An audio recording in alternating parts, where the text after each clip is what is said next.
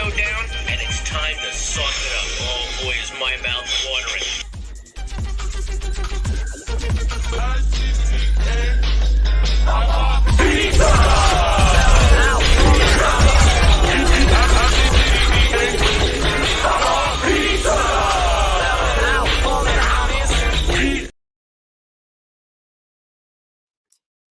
Hello, everybody, and welcome to episode 16 of Sup Homeslice, the pizza shop on the corner of fantasy and betting. And today it's going to be a very special day. Got a great game, got a divisional matchup on Thursday night. We don't always get those, so it's always kind of pleasant to see. And we're going to have a true Buccaneers expert on this show. So without further ado, let's welcome him, Dan Hughes. How you doing today, Dan? Hey, Iggy, I'm good, man. Thanks for having me here. I'm not sure expert's quite good enough, but I'll take it. Cheers, pal. I see that you have the football pendant above the football jersey. I'm glad the proper football's on top.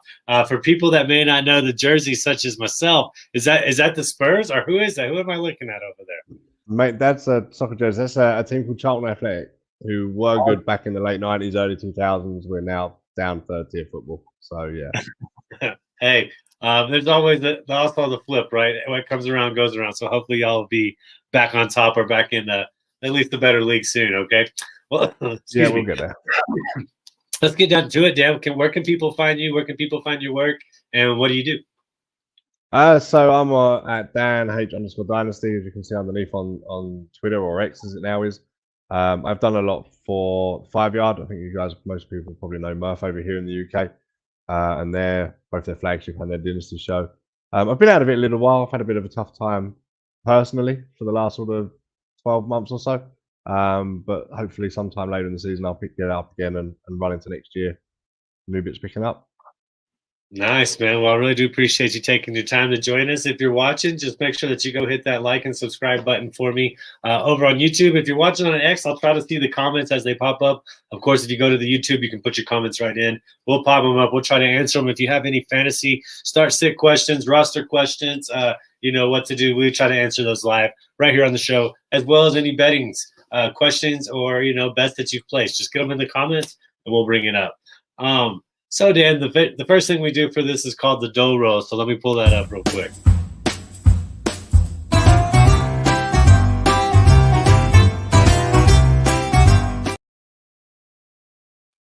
And so that's just the dough roll is what we use to keep the money count going on. And I'm going to share it real quick with everybody. Just so that we can see what we did last week. Evan should be on here relatively soon. Hopefully we get him on. We had a pretty even betting week last week. 1, 2, 3, 4, 5, 6, 7 losses. I see right those 6. 1, 2, 3, 4, 5, 6. That's what I thought. And then 1, 2, 3, 4, 5, 6 wins. So 50%. Luckily, one of those bets that we hit was a 10-unit gain on the first touchdown on Rico Dow. Shout out to Evan for that one. So we went up 11 units last week. And that brought us out of the red and into the green. And, we'll be talking about some of those bets later tonight. But, Dan, how do you see this game going tonight? Like I said, divisional game at Atlanta. Atlanta's got their second divisional home game in a row. Looking pretty good defensively. But how do you see this game going from both sides? Yeah, as I said just off air before we got here, that neither team has kind of settled into a rhythm yet. Kirk Cousins still finding his feet there in Atlanta. That offense, as you say, defensively they look sound. Offensively, still work to do. Bijan Robinson, for instance, this enigma that he was, the longest carry this year after 4 games is 19 yards. They look more dangerous once Tyler Algier started running the ball at the weekend. And again with the Bucs, at the minute have looked probably a little bit more consistent, but the game against Denver, which we travelled out for, a load of us from here from the UK, and what a washout that was. And you follow that up with the performance we put in against the Eagles. Totally chalk and cheese, different performances. So this is going to come down to who turns up on the night, who wants it most there and then. And honestly, I think it's a pretty hard game to call right now. Yeah, man. Like you said, different teams almost, it looks like. Looking for that consistency. I think the Bucs have been pretty good offensively. I think they're pretty consistent. But looks like Evan's here. We're going to go ahead and pull him up into the screen as well. Evan, how's it going, man? Keep in mind you're muted. You're muted. That's how it's going. It's that kind of day. I am muted and trying to talk. No, man. Dan, thanks for coming on. But all is well, man. You know, all is well. Thursday night, another week of football, week 5. Everything's great, man. How are you guys doing? I'm doing all right. I'm glad to be here with you guys. Like we said over here at the corner of fantasy and betting. Just get the comments in if you have any. Like I said, we'd like to answer them. Yeah, Dan pointed out like the Atlanta, they are finding themselves, so to speak, better than they were to begin. And then Tampa Bay kind of been hit or miss. Good teams, seeing really great performances, seeing kind of mean performances. Do you have any just general thoughts about this game tonight? I expect a close division game. It's a short week. It's a division matchup. And I came in when Dan was saying that it's kind of hard to call. And I mean, I agree. I think that, Tampa can be clicking offensively, but Atlanta's got some playmakers on that side of the ball. Can they contain Tampa and keep them to those field goals that they like to do? I know for our kicker props that we love, we're all for that. But I think if Atlanta can hold them to those field goals, and put some drives out there, it's going to be interesting. I mean, Tampa likes to blitz. Kirk Cousins not very good against the blitz, but I think they have guys in Bijan and Algier that, can help offset that. And, I mean, what do we get from London and Pitts? Pitts has been pretty much a no-show due to whatever you want to call it, whether it's on him, whether it's on the play calling. I mean, what did Coach Morris say? He said stats are for losers. I don't really know if stats also help you win the game, but I'm not sure what the deal is with Kyle Pitts, but Atlanta's got the playmakers. I think that it's going to come down to, who makes that big mistake. Does Cousins or Baker throw a pick? Who can capitalize on that turnover? But I think we're in for a pretty good game tonight. Yeah, unfortunately, Winfield's out again, Dan. Somebody I drafted a lot of in my IDP leagues. Yep. Difference maker back there, but Dean has been playing well. I think the Buccaneers secondary is pretty good. Do you think there's a chance they get a turnover tonight? Yeah, I do. We've lost Savosio Dennis as well in the linebacker role, who's gone to IR as well now, which is going to be another big loss, still trying to replace that Devin White. KJ Britt will come in and take the majority of the snaps there. So defensively, I think the big thing that we had from the Broncos game onwards and before is Vita Vea. The difference that he makes to that whole side of the ball is phenomenal. And we've talked about Bijan and Algier being game winners, but when Vita Vea's sat there on the nose, it takes a lot to try and beat him around that. So it gives us, I mean, we went from the Broncos game where I think we had 2 pressures with no sacks on a QB to 5 sacks at the weekend on Jalen Hurts with Vita Vea being straight back in there. So it gives us hope. If we can get pressure to Kirk Cousins, force a mistake, force an error, then yeah, we've got a chance there. Yeah, that's going to be interesting to see it. I agree with both of y'all. There is potential for turnovers on both of these games. I do want to go ahead and get to my stuffed crust. The pizza boy, look at it go, make it dance. And before we get to that, Jerry, always glad to have you in the show. Thanks for joining us. It says my bet is Bucks money line and under 42.5. A little parlay there. Funny you should say that because that's what we're going to bring up as well right here. I'm going to share the screen for all of us. And then it is actually my first bet I placed this week. We got Tampa Bay, Atlanta under 43.5 rushing yards. I put a unit on it. It gets 1.9. The line's at 44 right now, or different odds, different places. But I just don't see that many successful drives coming. Atlanta's holding teams down. Their kickers have done pretty well against Atlanta because they buckle down in that red zone. We'll have to see how that goes. And I think KJ Britt and Levante David do an excellent job when they start getting pinned back and covering those running backs coming out of the slot, covering those quick passes to tight ends. Underrated passing defending linebacker, especially Levante David, man. He's the ageless one, Dan. I feel like I've been watching him for 2 decades, but we've been watching him for over a decade. Just keep doing excellent at that position. So that's what I have tonight. Evan, do you have any stuffed crust bets that you'd like to discuss? Yeah, I got a few on there. If we're going for tonight, give me Tyler Algier, man, over 3.5 reception yards. We're not going for a lot of yards here. But you mentioned Dan Vita Vea, right? Which makes this Tampa defense even better on the ground. They already like to blitz. I know Bijan, they said he's healthy, but we've seen Algier get his work in, and Algier is, I mean, let's not forget the year he had before they drafted Bijan. Algier is on the field. He's trustworthy. They'll throw him the ball. We're talking one catch against a defense that loves to blitz with a quarterback who likes to check the ball down in Kirk Cousins. So I just think that the Falcons are really going to – and they're going to have to use Bijan here too, right? But obviously he's a lot more yards. And I question kind of the full health of him. So I think you see Algier out there for 40% of the snaps. I think he's going to get a few looks. You get this in one catch, man. And the Bucs, that's one thing that they've given up in the early part of the year is – catches and yards to running backs. So Yep. I think that's a real low number to take advantage of.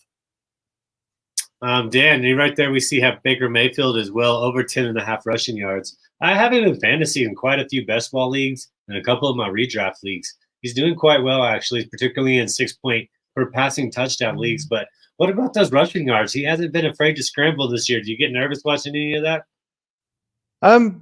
Yes, I think it was. Nobody wants to see a QB, especially the size of Baker. He's not one of the biggest in the league, is he? So, you know, we have got Kyle Trask behind, who's incredibly inexperienced still at this level. So, it is nerve-wracking, but the guy plays with his heart on his sleeve, to say, and you know, he sees the opportunity and takes it. And I don't think it's a case of necessarily seeing an opportunity to gain yards. It's a case of there's nothing else there. He'll take it and run, and he leads that team by example.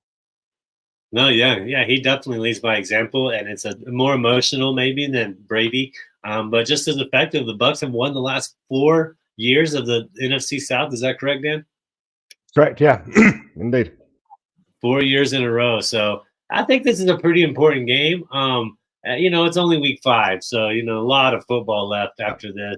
But I told Dan before the show, Evan, I think the winner, not the winner of this game, but I think the winner of the NFC South comes out of this game. I think that this game could have a pivotal tie-breaking possible scenario. So is that far-fetched? You know, do you think that the winner of this game could win the NFC South tonight, or win the NFC South this year? Yeah, I think, you know, I mean, New Orleans is fun when things are booming, but I think both of these teams are just a little better put together offensively to sustain drives, to be a little bit more consistent. You know, New Orleans offensive line. I mean, Atlanta's offensive line is banged up right now too. We'll see how that hurts them tonight in this matchup and moving forward. But New Orleans already a kind of a weak offensive line that is banged up too. I just don't see them in the long haul. I see them being there, right? New Orleans always finds a way to hover around that 500 mark, but I think that they're just a little notch under these two teams as the season progresses. I think the weapons on both these teams. What Baker Mayfield's doing with this Bucs, I mean, a lot of people said last year was more of a fluke, that he'd come back to earth. There were some numbers that showed that, some efficiency things, some numbers against the blitz, but so far, so good. And so I think that he just continues to mature as an NFL quarterback as we watch him. And he's maybe not necessarily just getting a million times better, but he sure is not getting worse. And he is learning how to play this game mistake-free and lead this Bucs team. So I think both these teams are just a little better than the Saints, man. And those are the only 3 teams worth talking about. Well, Canales, Dan, Baker lost his offensive coordinator, you know, and I know they promoted within the organization, but still to lose an offensive coordinator, to lose that person talking in your ear during all those crunch times, and still perform and execute well in, you know, pressure moments or moments when they're on a drive. I think it speaks a lot to Baker Mayfield, and I think just that little bit of consistency is really helping him out because he really hasn't had that most of his career. Yeah, I think Cohen's coming and give him a bit more freedom as well. There's talk of him calling plays himself at the line and in the huddles and so on. So Canales came in, didn't he, as OC from being a QB coach. So that was a step for him before he's had 1 year and gone straight onto head coach. It looks like he's being found out now about that move too soon. But yeah, Cohen's coming in, working with Baker and making him a part of it rather than just dictating to him what to do, which is good to see. Yeah, and I think you're right. It's absolutely panning off. I think the Panthers, I think it starts with the ownership over there, but you know, he made that move for himself, felt like he would be good. It's not panning out as well as he possibly thought of. But we're going to get to the other segments. But of course, before we do that, I want to give a shout out to Better Takes, and I'm going to show you all the bet on here that we took tonight, and we're going to look at the odds. Find your win tuition and elevate your sports betting with Better Takes. Better Takes examines your betting history to uncover hidden areas that cause bankroll leaks. Uncover patterns and biases so you can break the cycle of mistakes, avoid weaknesses, and play into your strengths. Our advanced stats offer unparalleled granularity, helping you immediately spot problem areas that could be affecting your success. Use the Better Takes Edge score to gauge your expertise for each potential bet, providing clarity and confidence in your decisions. Take control of your betting journey. Download Better Takes from the Apple App Store or Google Play today and start understanding your biases for free. Before placing bets, check with Better Takes, a smarter, more informed approach to sports betting. There we go. Better Takes, man. Shout out Better Takes. They are available on Android and iPhone. And as you've heard us talk about, right, as many angles as we can get, this is a little bit different, right? This takes the analysis of what you think is going to happen, but it shows you your success rate on those picks. So what you do is, like, Iggy's going to take the pick tonight, plug it in. It's going to give him an edge score that tells you what you got there. So you got, what is that, 50? Under 50 on the under 44.5.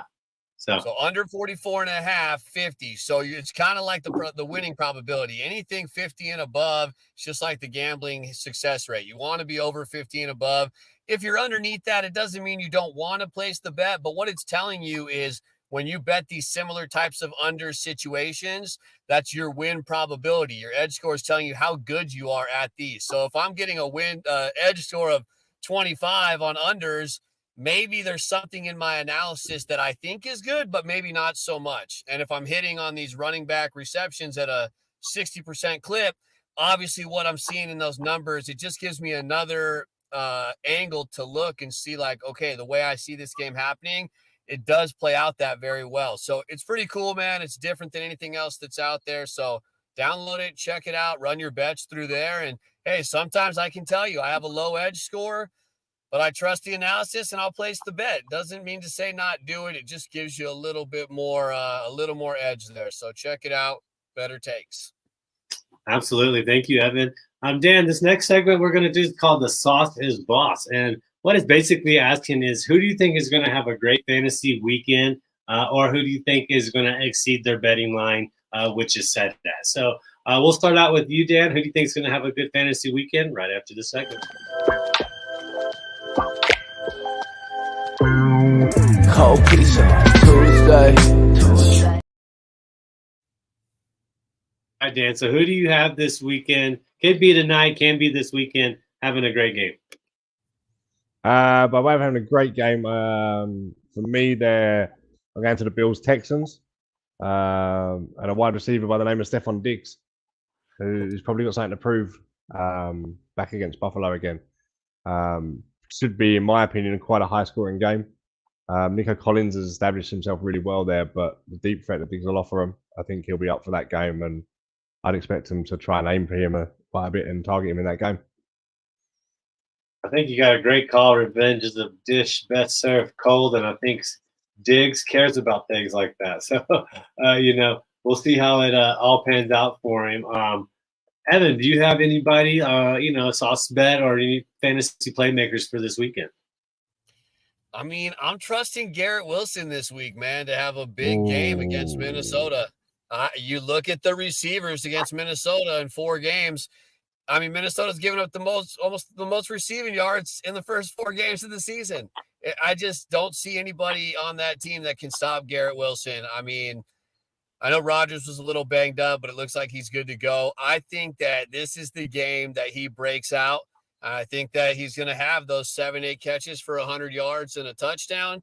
I'm all over Garrett Wilson. Minnesota has not stopped a receiver in 4 games. I don't think it continues here. He's been heavily targeted. The last 2 games were Christian Gonzalez and Patrick Surtain. I know great receivers find a way to overcome that. He should produce better numbers, but the Jets as a whole in that Bronco game were pretty much non-existent, right? Nobody really showed up. I just see a different game here. I think the targets continue. If he's going to get those 10-plus targets, he's going to succeed in this matchup with Minnesota. Interesting. Yeah, I can't take him out of my lineup. I have him in one of my lineups still. So I have to agree with you, but I don't like it. At the same time, I'm like, is Aaron Rodgers like stonewalling this guy to go get Devontae Adams in here and trade Garrett Wilson away for Devontae Adams? Is that what's going on with us right now? I don't know exactly how that's going to happen, but I can't take him out of my lineup. He's like my second pick. So I just kind of got to see, like you said, the numbers indicate either because the Vikings are playing with such a lead or just because their secondary may not be that great. Bynum, Harrison, Metellus, like they're all great, but they're kind of hybrid linebackers, so they can be beat in the secondary.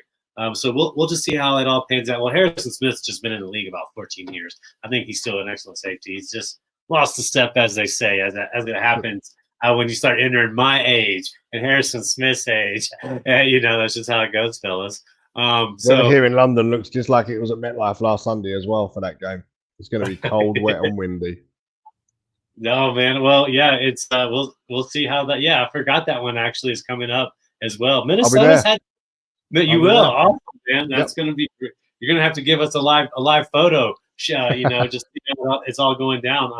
But Minnesota's done pretty well in London, actually. I think they played over there kind of the most out of the teams. So there's potential for them. I'm not saying this staff, this resume, I think it does help if you have familiar with that kind of travel. A lot of these players have to get passports. A lot of them have never left the country. So the whole process, the flight, just getting used to a different time zone, a different climate. I think that affects teams that do it on their first time. I really do. But the Vikings, every team's been now, but I believe the Vikings have been the most. So I think they've got a pretty good advantage coming up for that game as well. Hey, I got a question real quick for Dan, real fast. Are you not quite on the Wilson train because of the weather in this game, or you think that Minnesota's secondary is going to shut him down? No, based on facts and figures, I believe Wilson should go off. For some reason, something's just not quite right with that offense in that setup at the minute of the Jets. The attitude amongst people, we talk about Baker leading by example and stuff like that. Look at the body language and stuff that Rodgers is portraying. I can't wait to see a full start on the first snap that the Jets have as well, because if the cadence goes, that would just be hilarious, wouldn't it, to see what they're going to do with that. But again, as we say, he's too good to take out. The facts are there. He should have a good day. Something just doesn't sit right for me at the minute. Hopefully this is the game that they turn that corner of what doesn't feel right. But I hear you right there. That's a gut bet, not a stat bet. Yeah. Speaking the Minnesota stats, they'll back it up too, though. Yeah. So speaking of a gut bet, I did go ahead and go a little bit against our conventional wisdom. I think at some point Bijan has to break out. So my saucy bet, you get a boost on it. I put $10 on it, so I didn't, go risk a whole bunch, not even a unit or anything. And it's Bijan to have 110 plus rushing yards. You can get that boosted to 1,275. We talked about KJ Britt. We talked about Levante David. The reason they're doing so well, like you talked about, is when Vea's not there, there's a huge gap. But Algier and Bijan can both run to the outside. In fact, I would argue that is more their strength, despite them both being very big running backs. I think they run better outside the tackles, and then they cut back in with their acceleration.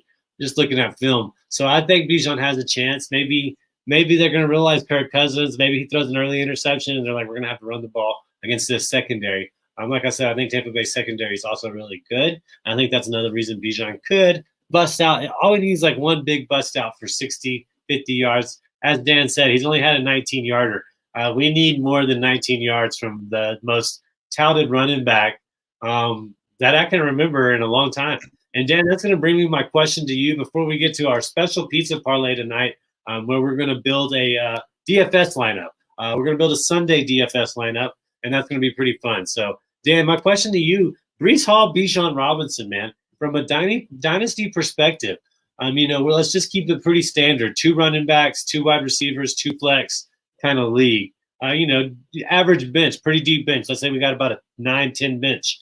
Are you looking to dish off Bijan and Breece Hall in Dynasty? Are you going to try to go seek them? And if you have them, are you just retaining them? So I'm probably not selling right now because the talent is still there, and I think they've still got legs in them to prevail.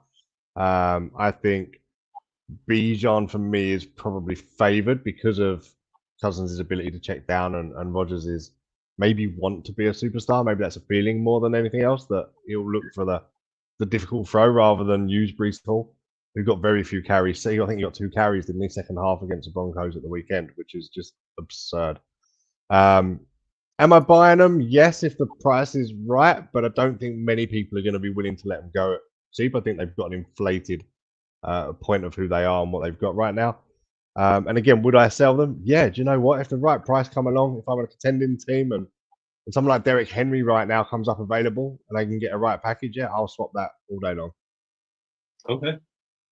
I love it, man. Yeah, you know, I think like you said, if you have Bijan and you have Brees, you probably gave away draft capital to get them, or just had, you know, really horrific year and was in the right spot, right time, which was pretty much 101 or 102.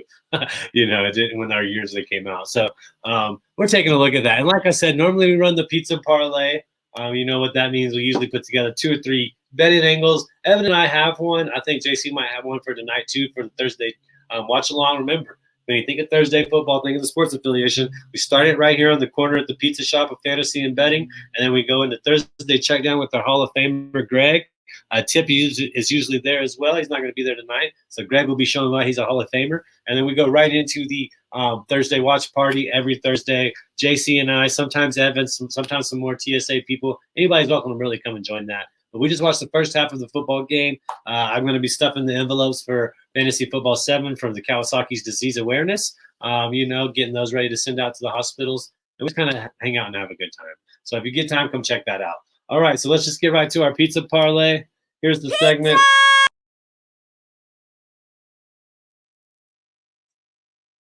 A classic build. All we're doing is playing a 50-50 here. So I'll just put it in. Double up is what they're calling it on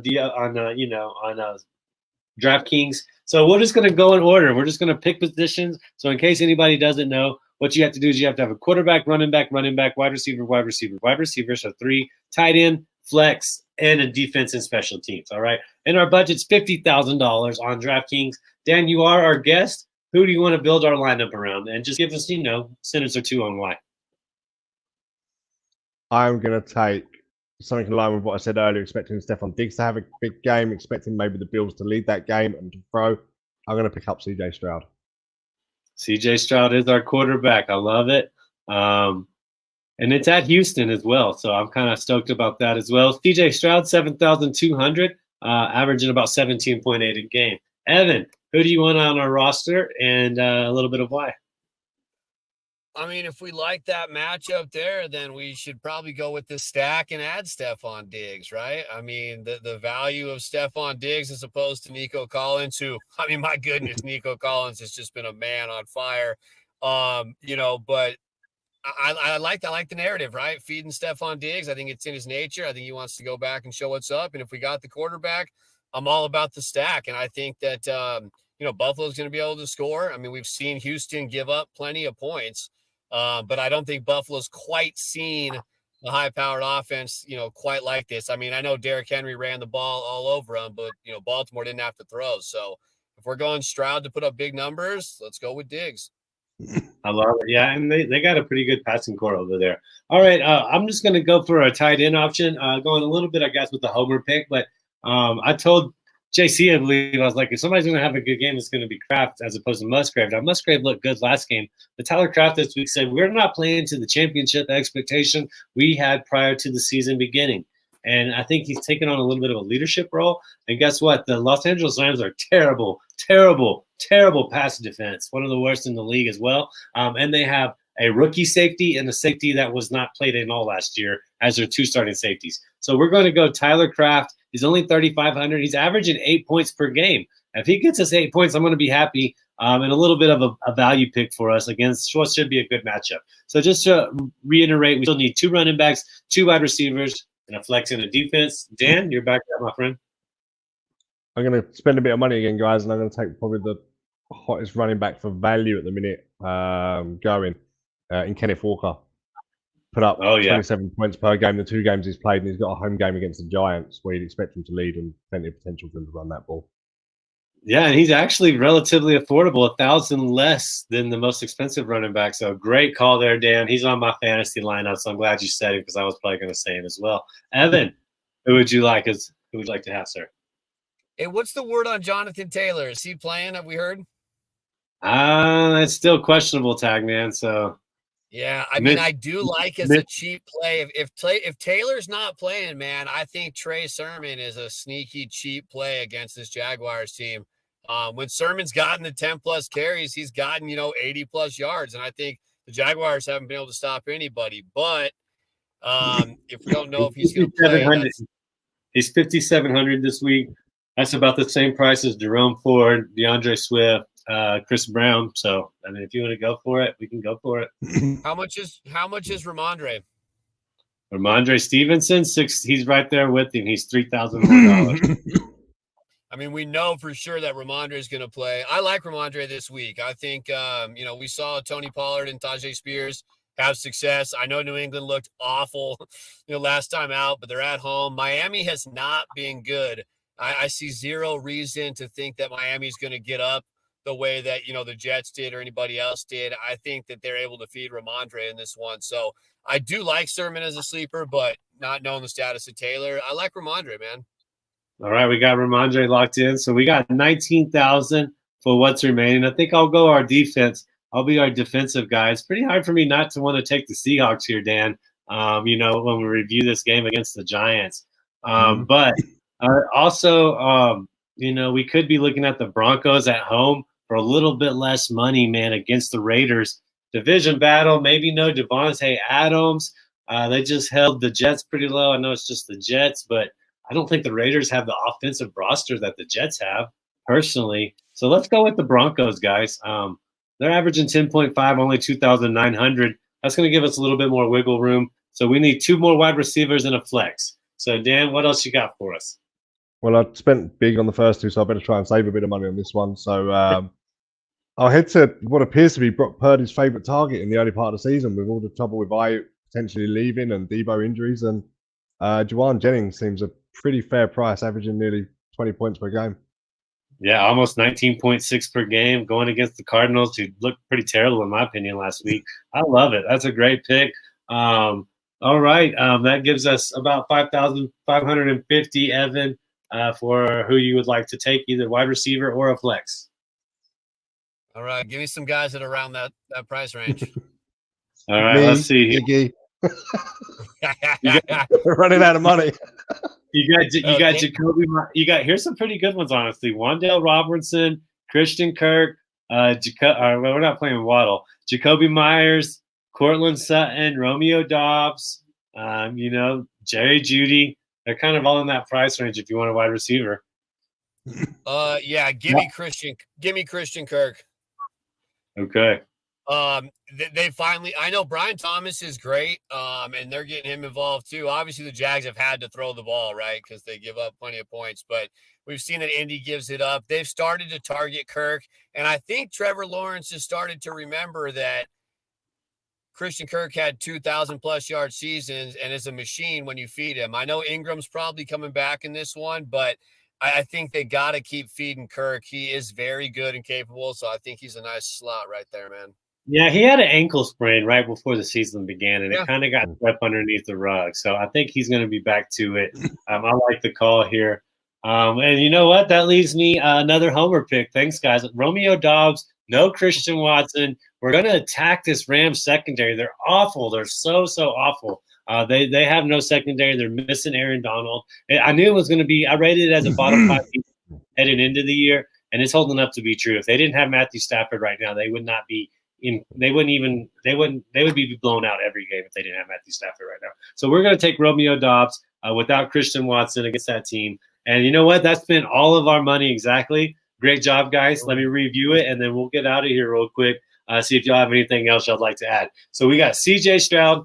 Then we got Ramondre Stevenson, Kenneth Walker, Stephon Diggs, Juwan Jennings, Christian Kirk, Tyler Kraft, Romeo Doubs, and the Broncos defense. And we have no Raiders going, so that's pretty good. And then, guys, it's just a 50-50. We're just trying to beat 50% of the competition here, okay? We're not going for the big prize money at all right? So I think we got a winning roster. I'll probably put this roster in another 50-50 later. But that's our interest in pizza parlay. Dan, do you have anything you'd like to say or any comments about this week before we get out of here? No, I was just going to pick up the one prop that I picked out for tonight's game that I absolutely love, if I can. Yeah, And absolutely. that's Sterling Shepherd, over 22.5 yards. Stepped up first game last weekend, 51 yards on 5 targets and 3 catches. Played 65% of the snaps. Bucks have lost Jalen McMillan and Trey Palmer, their 2 wide receiver threes. Sterling Shepherd will see the field tonight. He should carry over 22.5 as our deep threat. Hey, I'm going to go put a unit on that right now because I forgot that they even signed Shepard. I didn't know about Palmer going down because I have way too many best ball shares of him. So that was a little bit of a blow. But Godwin, do you think Godwin's going to have a bigger game tonight in the slot against the Falcons, or do you think he's going to keep up his pretty high production as it is? Yeah, I think Godwin and Evans, at the minute, we've got almost a running back approach to it. We're feeding the hot hand. One week we saw Evans, next week was Godwin, and to get the Broncos game, last week was Evans again. And it's about feeding whoever's in form, whoever fancies their matchup, and just going with it. But as I say, Sterling Shepherd's a deep threat out of nowhere. He could have a big game and a big play tonight. 22.5 yards is not a lot for him to pick up. Yeah, because Otten's not doing anything, that's for sure. Evan, any closing words? I love the Sterling Shepherd call. I'm right there with you. And him and Baker have that connection, right? Baker's throwing him the ball. I mean, he's put up some numbers with Baker. He's comfortable there, right? Like you said, with those 2 guys missing, he's come in and slid right in. And when you have Mike Evans and Chris Godwin who have to just take all that attention, and what White and Irving have been able to do, right? So it's like quietly Sterling Shepherd's over there.